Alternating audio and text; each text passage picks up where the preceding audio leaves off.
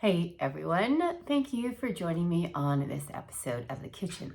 So usually I'm on that end of the kitchen when we're doing our videos, and today I thought I'm gonna come over on this end of the kitchen because this was really my kitchen growing up. You sat at the table. Now, in full disclosure, I just made some nice warm turmeric cinnamon tea.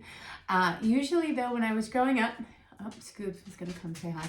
Usually when I was growing up, we would all sit around and we'd probably have some coffee and some biscotti or cookies or something along that nature. And we would sit and chat and it would be very, very social.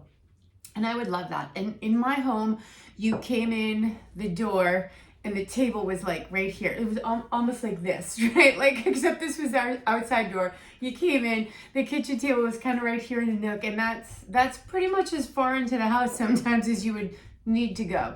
Everything that you needed, I always said, was in the kitchen. It's where the people were, the food, the coffee, the drinks, everything was here. Why go anywhere else? And the reason why I want to bring that up as one of my health tips this week is because when we look at, one of my favorite books is The Blue Zone Solutions, and it looks at, National Geographic did this a long time ago, and it looks at where there's like sort of hot spots on the planet of who lives to be the longest, or where are the most centenarians, or the people that live to be over 100, where are they kind of clustered most. And it looks at, these 7 spots, and I think there's, maybe now, I don't know if it's Netflix or Apple, somebody's done sort of a documentary on the book, so it's getting some life.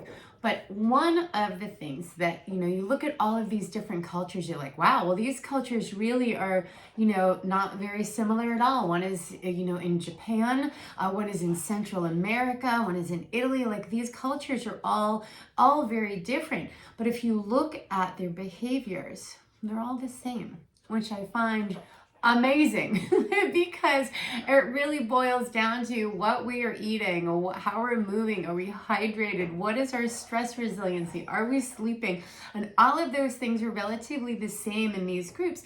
And one of the common denominators in a long life and health is connection with other humans, right? So conversely, as we can see, like, isolation is not great, right? Or we feel isolated, even if you're in a group of people and you feel not a part of the group, or you feel isolated in any way, there's some negative connotations that go along with that. So being communal, being a part of the group, being a part of the community is very valuable to us humans. And sometimes we do some weird stuff in order to be a part of a group, right? But to just authentically be included in a group and enjoying that group is very, very healthy for our longevity and our health. So I come to you today from my kitchen table to kind of be reminiscent of how, when I grew up, we used to sort of gather around the table. People would just come in and sit. There's also a really hilarious, if you guys like Sebastian Maniscalco, he is a stand-up comedian, and the stand-ups on Netflix got me through the pandemic, and I love them all. Thank you for your entertainment. Sebastian does this amazing bit about, 20 or 30 years ago when somebody rang the bell, he'd be all excited, like, we got people, get the cake out, have a seat, we're gonna have coffee. And it's amazing because that's 100% what happened. And now it's like, if your doorbell rings, we all like hit the floor and army crawl around like shh, so it's really amazing. But back in the day, that is how I grew up. We grew up to embrace people coming to the house and sit and have a coffee, and I think it is a really important skill. So my health tip today is, wherever you are, whatever you're doing, see if you can't be a part of a community or find a community. Even if you don't need to be a part of the community on day one, but maybe just kind of think, like, what community am I in? Am I in my family? Am I in a track club? Am I in a swim team? Am I in an orchestra? Am I in a book club, a knitting club? What kind of organization am I in? And it can be anything, that where you fit and you feel comfortable.